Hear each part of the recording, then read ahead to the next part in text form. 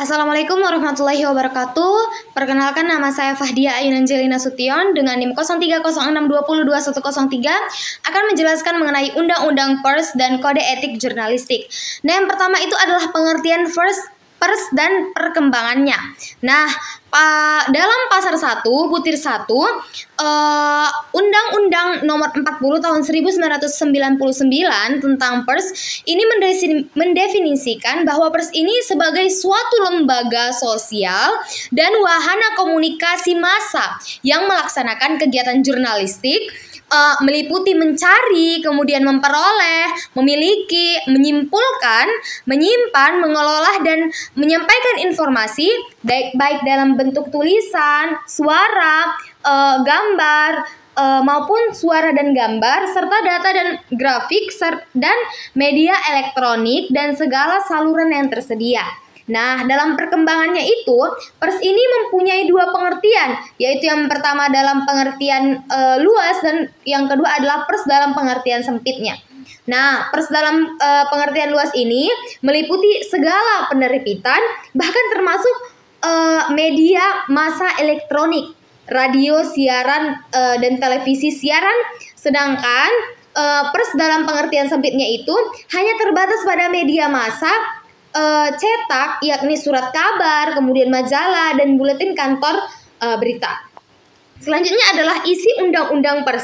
Nah, Undang-Undang Pers mengandung 10 bab dan 21 pasal. Nah, bab dan pasal tersebut itu berisi aturan dan ketentuan tentang pemberedalan, kemudian penyensoran, asas, fungsi, hak, dan kewajiban perusahaan pers. Nah, selanjutnya itu ada hak-hak wartawan, juga tentang Dewan Pers. Nah, Dewan Pers ini merupakan suatu lembaga negara yang mengatur dan bertanggung jawab atas kegiatan jurnalistik di Indonesia.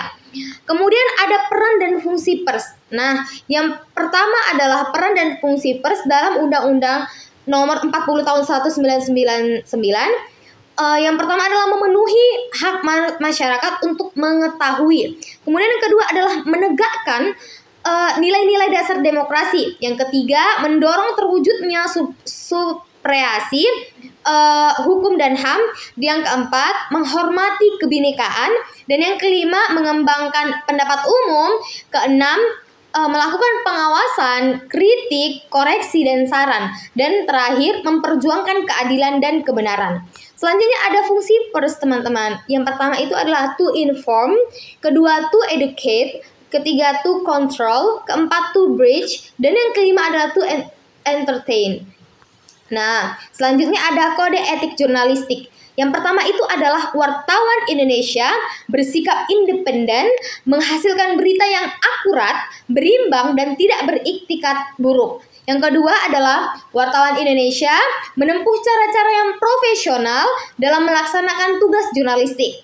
Yang ketiga, wartawan Indonesia selalu menguji informasi, memberitakan secara berimbang, tidak mencampurkan antara fakta dan opini yang menghakimi, serta menerapkan asas praduga tak bersalah. Yang keempat, wartawan Indonesia tidak membuat berita bohong, fitnah, sadis, kemudian cabul.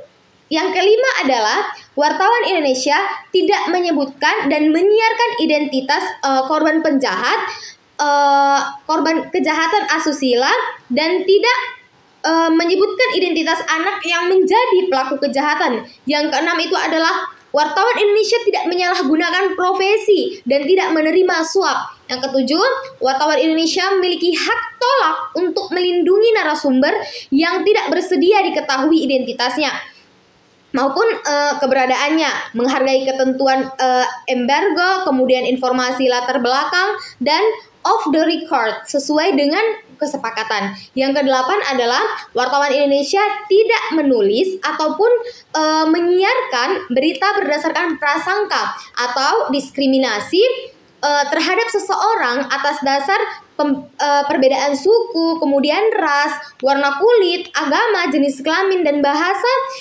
serta tidak merendahkan martabat orang lemah, miskin, sakit, cacat, ataupun sakit jiwa atau cacat jasmaninya. Dan yang ke-9, wartawan Indonesia ini menghormati hak narasumber tentang kehidupan pribadinya, kecuali untuk kepentingan publik. Yang ke-10 adalah wartawan Indonesia segera mencabut ataupun meralat dan memperbaiki berita yang keliru dan tidak akurat, disertai dengan permintaan maaf kepada pembaca, pendengar, dan ataupun pemirsa. Dan yang terakhir adalah wartawan Indonesia melayani hak jawab dan hak koreksi secara proporsional. Nah, selanjutnya adalah fungsi kode etik jurnalistik. Nah, yang pertama adalah melindungi keberadaan seseorang profesional dalam berkiprah di bidangnya. Yang kedua, melindungi masyarakat dari malpraktik oleh praktisi yang kurang profesional. Yang keempat, mendorong persaingan sehat antar praktisi. Yang keempat, mencegah kecenderungan antar rekan kerja atau antar rekan profesi. Yang kelima, mencegah manipulasi informasi atau oleh narasumber. Yang terakhir adalah menyajikan informasi secara akurat. Selanjutnya ada menjaga independensi, kemudian menjaga akuntabilitas dan transparansi. Selanjutnya ada menjaga imparsialitas, kemudian menjaga keadilan, menghormati hak asasi manusia, mengatur tata cara pemberitaan, menghormati hak narasumber, melindungi narasumber, mencegah penyalahgunaan profesi, mengatur hak jawab dan hak koreksi, dan yang terakhir adalah membatasi atau meminimalisir kerusakan. Mungkin cukup sekian yang dapat saya sampaikan, kurang lebih saya mohon maaf. Assalamualaikum warahmatullahi wabarakatuh.